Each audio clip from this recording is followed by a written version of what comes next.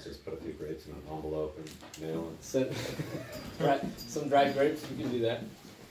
Okay, cool. So today we want to talk a little bit about the tarot, and like I mentioned last week, we will do a sort of a little ritual to begin the year to see what's in store for us. Okay. So in Gnosis, we use the tarot. Okay, and we say that there are different ways in which God communicates with us. Okay, and one of those is through the tarot, through dreams, okay, through visions. In essence, God uses archetypes to communicate with us. Okay, and that's why in all of the different spiritual traditions, all of the different myths, we are invited to meditate on the deep significance of each one of those myths. Or each one of those symbols or archetypes that we encounter in the myths that we find around the world, right? And so archetypes are living symbols or living realities, okay, that have a meaning, that have a message veiled within it, okay? And so the initiate is invited to open or awaken his consciousness to the degree in which that symbol can begin to talk to the person. Or you can see it as that the archetype or the symbol is already saying something to you and you have to become receptive to it. Okay, and that is what the awakening of the consciousness grants. Okay, and we've all experienced this. I'm pretty certain that we've all had visions or intuitions about what we should do in a given moment, or a premonition of sorts, and so the tarot is used as a guide, okay, mainly as a spiritual guide. So first, I have to say a few things about the tarot, because I'm sure everyone is familiar with the word tarot and the tarot decks. Okay, at some point you might have come across it. What you might not know is that there are a lot of different tarot decks, okay? And so, obviously, just like everything in humanity, there are sacred books, and there are books that have been distorted, okay, falsely interpreted, and those have been given to humanity. And so with the tarot, is the same thing, okay? Samael teaches that there was an angel, the angel Metatron, who gave the tarot to the people. Okay, and this was he gave the tarot and the letters of the Hebrew alphabet. Okay, so the first 22 tarot cards from 1 to 22, not from 0 to 21. Okay, from 1 to 22 are considered the first 22 letters of the Hebrew alphabet.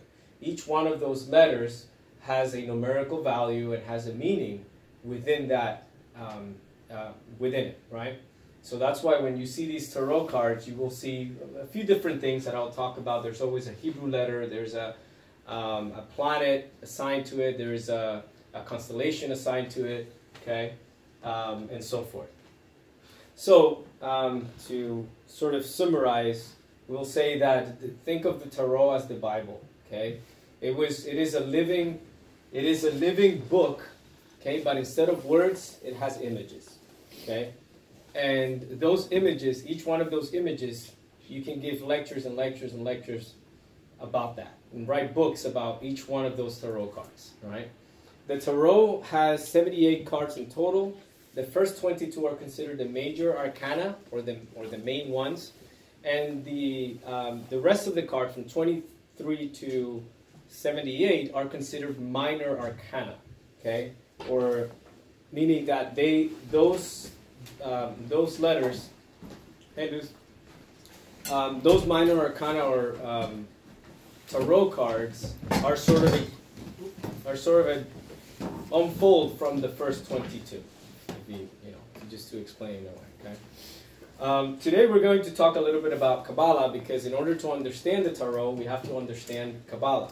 Okay, we have to understand symbolism. We have to understand the language of archetypes, which, like I said, it's the language in which God communicates to us. Okay, online you can find a very good tarot deck that actually one of my favorite things about this tarot deck is this little booklet that it comes with it. Okay, this was published by the guys from Glory and Publishing. If you go to gnosticteachings.org, it's a great website where they have thousands and thousands of lectures, books of Samael, and they have this, have posters and all that, and they also have this pretty cool tarot that comes obviously with the deck, and then with a pretty cool little introduction of the tarot. Okay, so like I mentioned before in the text, the tarot is, or the purpose of the tarot is to give us spiritual insight.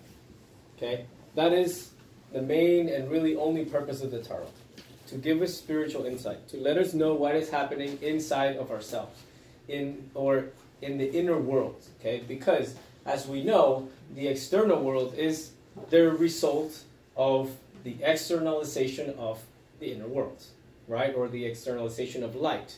Okay, light emanated, life emanated from one point in time and space, which in Kabbalah we call the abstract absolute space. Okay, and eventually that light began to unfold until it became what we call the physical world, right? So the first 10 cards of the tarot from 1 to 10 tell a story, okay? And that story is the story of how spirit slowly emanated from the absolute and began to descend, okay, throughout the tree of life. And the tree of life is the same thing. So in the first 10 cards of the tarot, you see the tree of life, okay? You see the tree of life that you have 10 Sephiroth, and you see the first 10 cards here that I've put forward.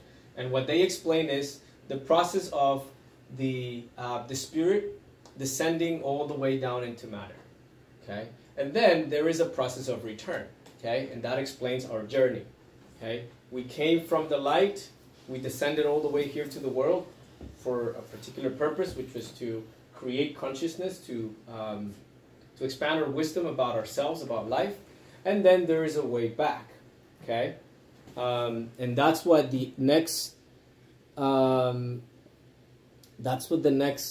12 cards of the tarot represent, okay? So here you have, again, this was, so the 10 first cards that I showed before, and then I've put 12 cards all around the tree of life, okay? So the 12 cards also represent, or this process of going through these 12 zodiacal signs represents the moment when the spirit has descended into matter. We became human beings. We took a physical body. We came here, we learned, and now we want to reascend and go back to the light, okay? And so that process is a process that happens through, that has been explained through different myths, through astrology, for instance, as it's explained that the soul enters into the first sign of the zodiac and goes all around the zodiac, from Aries to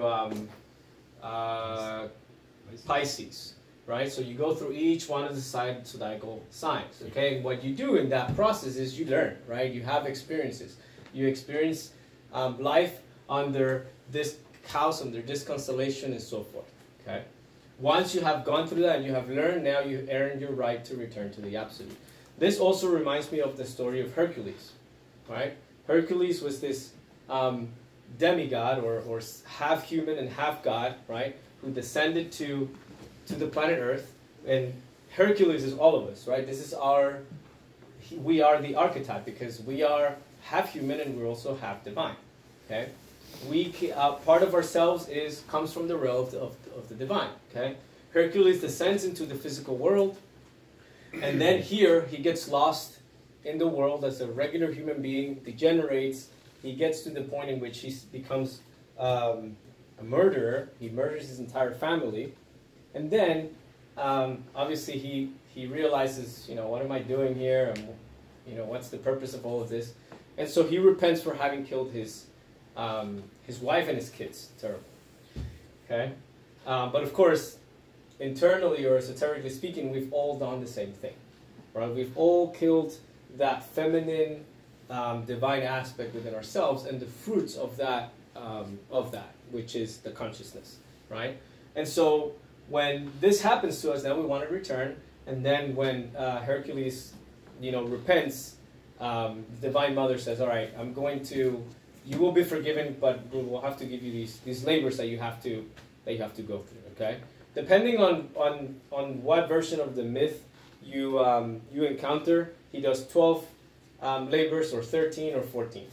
Okay, but in essence, it represents the same thing, right? The process of the person becoming pure again. Okay, when we talked about the second mountain, or the three mountains rather, when we looked at this poster, the Master Samael says that first we awaken the Kundalini, we become human beings.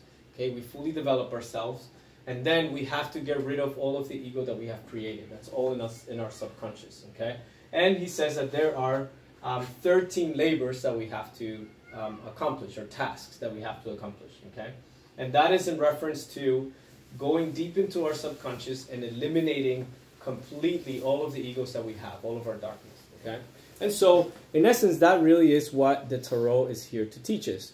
The same thing that we've been studying, which is the path of self-realization. Okay, and so each one of those cards is a stage in the path. Okay, I'm not going to go in detail into each one of the cards because it would take forever.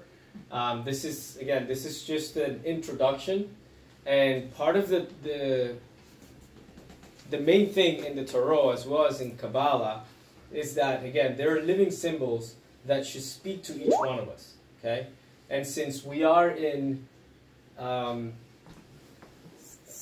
entering into these studies, the point of all of this is to help us begin to develop our inner abilities, our inner intuition, clairvoyance, and to begin to establish connection with God, so that we can get the message directly, right? And that's really the only way to experience the truth, is to experience it by yourself, right?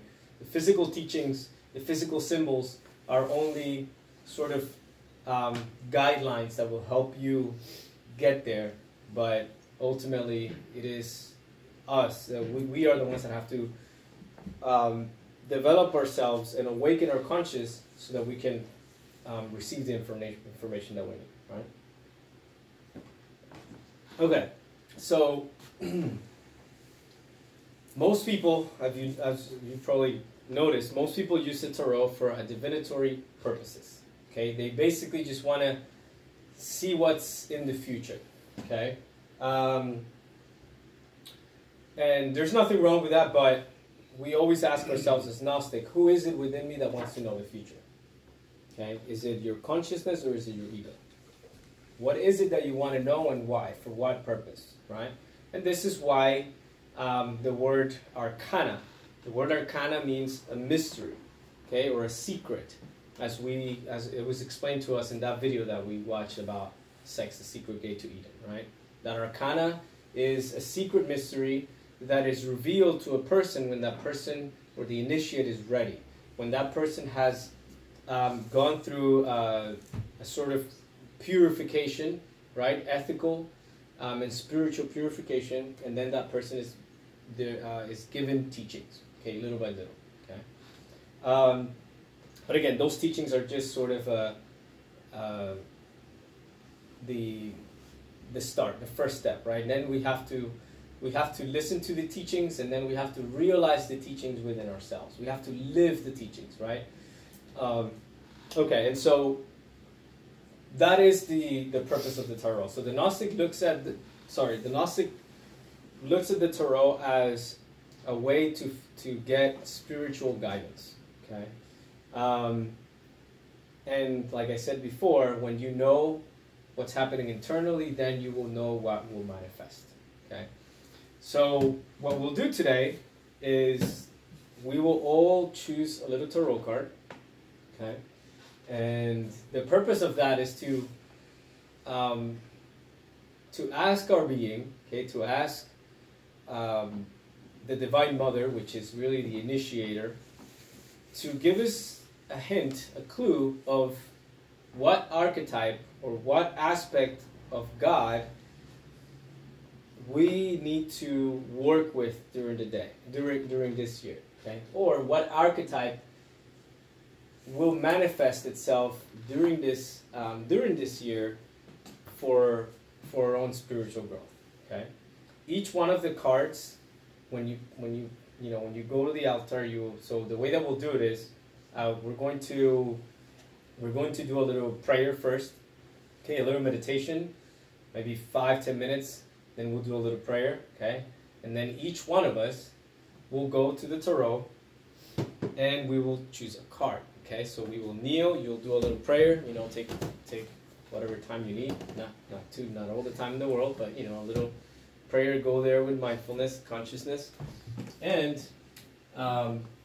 so I'm going to place the cards like this. So when you go there, you want to shuffle the cards however you want them. You can do this, okay?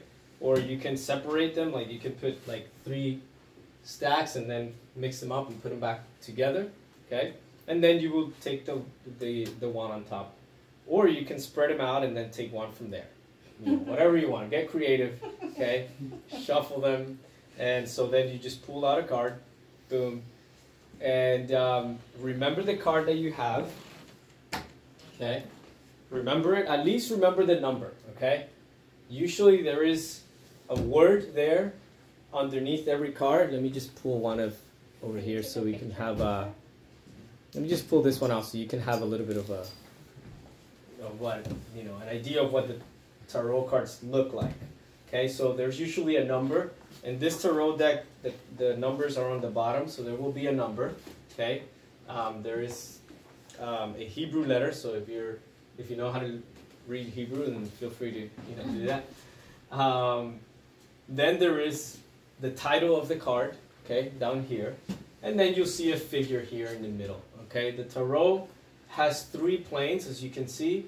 They represent the spiritual plane, the mental plane, and the physical plane. Okay, so obviously the physical plane is the result of what's happening internally, right? So if we want to know what's happening here, this will give us a clue of what's happening in the physical world, and this will give us the explanation of why that came to be, right?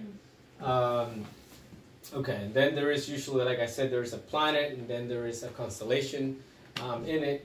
So when you pull the card, we'll start with that. The first thing that you want to do is you look at the card, remember the number first, okay? If you can, remember the name, the word, okay? It's usually 1 or 2 words max. And then remember what the figure is doing, okay? Just take a moment, look at it. And then what we're going to do is we're going to sit and we're going to meditate for a little bit on that card, okay? We are going to try to sort of intuitively comprehend what God is telling us through that card, okay? Before I give you any information about the actual card, I want you guys to train yourself to begin to understand what that is, okay? Questions? Can you take a picture of the card? When you're there? Maybe. I can let you take pictures of it after. After. Just okay. so for now, remember the card, Okay. and then I will give you guys this little booklet, okay? So you can go around and actually this one doesn't have the picture of the cards, but I think the other one does, okay? And then you can, because there's gonna be a little description there. Each one of those cards has a wise saying or a transcendental axiom that says it gives you like a philosophical statement that you have to meditate on, and that gives you insight into what that is, right? So I'll give you guys all of that information, okay? You just have to tell me what card you got, obviously, and then I will, Feel free to share the card that you got with the group, or you can keep it private, whatever you want. And then you can ask me privately, about the card. So what we'll do is, after we've done a little meditation, after everyone's, received the card, then I will give a little explanation of, sort of a brief explanation of the first 22 cards if we have time, okay? Or at least, whoever wants me to talk a little bit about the cards that they got. Okay, sort of to make it a little shorter. Okay. Okay, I think that's it for now. Do you guys have any questions, comments? Before? Many questions, but that's okay. Learn. Okay, cool. Again, I'm not saying a lot because this is not a tarot class, I kind of want you guys to do the ritual first and then sort of comprehend the ritual. Let the ritual speak to you, right? But yeah, after I will do some comments about the cards to sort of give you like a heads up, because these cards, believe it or not, you'll be surprised as to how accurate they are. They manifest in people's lives. Okay, and so we do this every year. It's a sort of a Gnostic tradition. We choose a little card to sort of like figure out, okay, what should I focus my attention on this year or pay more attention to, right? Because our spiritual development is guided by our being, right? Our life is guided by our being. Every circumstance that you are living has been carefully crafted and put there so that you can learn something, right? And that's what we call destiny, right? And so when you begin to have that perception of life, you'll begin to actually see that your life is sort of like a movie that's being played out, and you're sort of like the main character in that movie.